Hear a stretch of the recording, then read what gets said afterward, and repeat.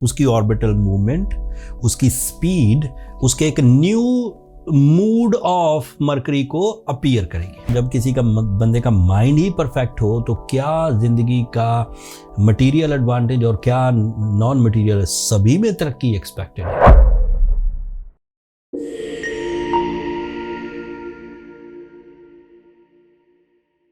अस्सलाम वालेकुम लिब्राज, मैं हारिस अज़मी, प्रोफेशनल एस्ट्रोलॉजर, आपकी खिदमत में हाजिर हूँ इस हफ्ते की एस्ट्रोलॉजिकल रिसर्चेस के साथ। ये हफ्ता तसल्ली से सुनने वाला है। इसमें 3 एस्ट्रोलॉजिकल इवेंट्स हैं। पहला इवेंट स्पिरिचुअल टाइप का है। 28 फरवरी को नया चांद होगा। ये चांद रमज़ान का होगा एंड ऑब्वियसली इस चांद को इसने शुरू कब होना है, इसके लिए क्यूरियोसिटी हमेशा ही पाई जाती है। एंड फिर रमज़ान के सीज़न के आगाज़ से ह्यूमन नेचर में जो new emotional side, new spiritual side produce होती है, उसके बेनिफिट्स अलग हैं। सब तफसील बयान करता हूँ।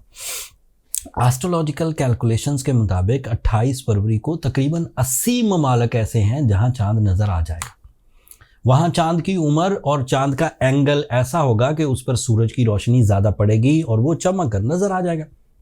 लेकिन 5 ममालिक ऐसे भी हैं by there angular position of moon जिनमें चांद नज़र आने के चांसेस बहुत कम हैं।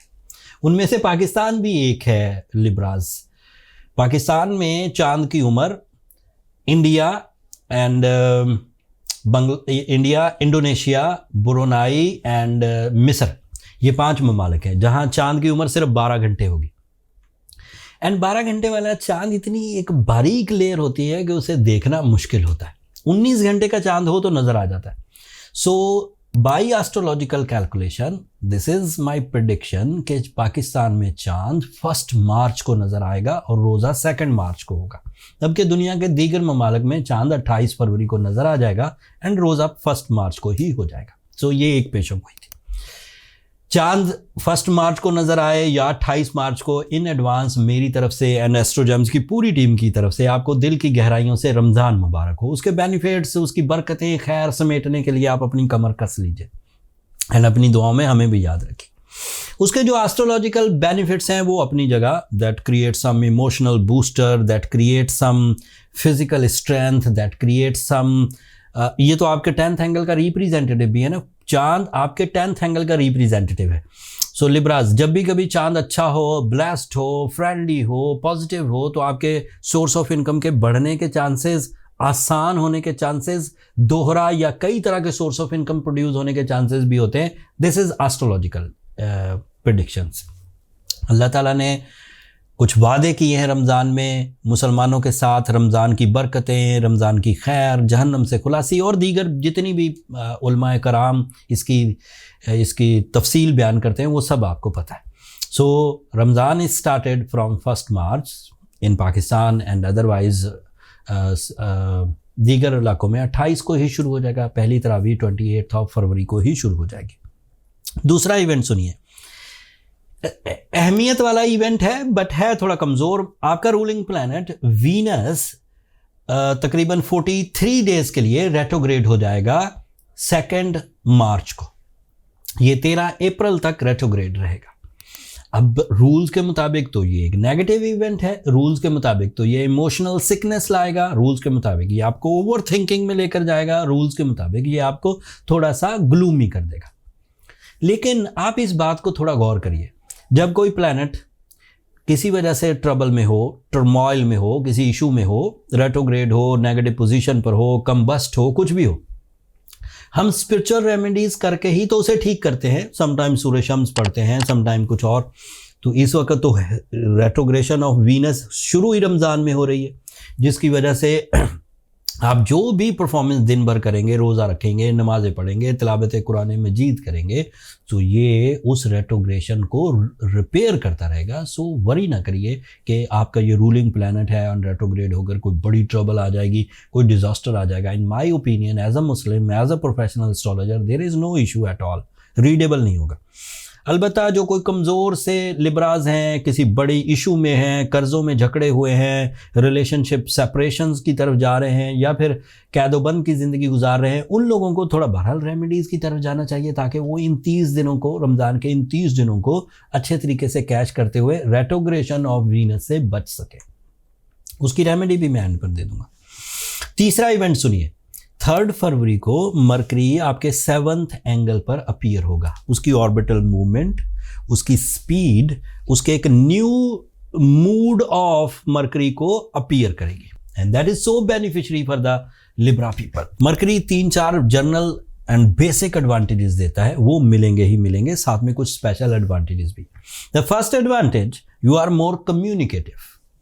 The second advantage, you are targetful and focused. The third advantage, you are good in the public relation, in the personal relation, दोनों तरह के, जो ज़ात से आपके रिलेशन है वो भी, और जो पब्लिक से रिलेशन है वो भी। You are very good in your concentration. You are very good in your presence of mind. You are very good in your educational performances. And you are also good by your executive, effective, accurate plans. 3 फायदे ये। Mercury के 2 special advantages भी हैं। It is representative of your 9th angle, so अम्मी के साथ, अब्बू के साथ ताल्लुकात में अगर कोई इशू था तो वो सेटल होगा, बॉसेस के साथ ताल्लुकात में कोई इशू था तो सेटल होगा। एंड इसकी वजह से आपकी जो परफॉर्मेंसेज हैं उसमें ब्रेन परफॉर्मेंसेज नज़र आएंगी, वो लापरवाही पर मबनी नहीं होगी, वो बेवकूफ़ी पर मबनी नहीं होगी, चीज़ें ठीक चलेंगी। एंड मरकरी क्योंकि माइंड को परफॉर्म करता है, और जब किसी का बंदे का माइंड ही परफेक्ट हो तो क्या ज़िंदगी का मटीरियल एडवांटेज और क्या नॉन मटीरियल, सभी में तरक्की एक्सपेक्टेड है।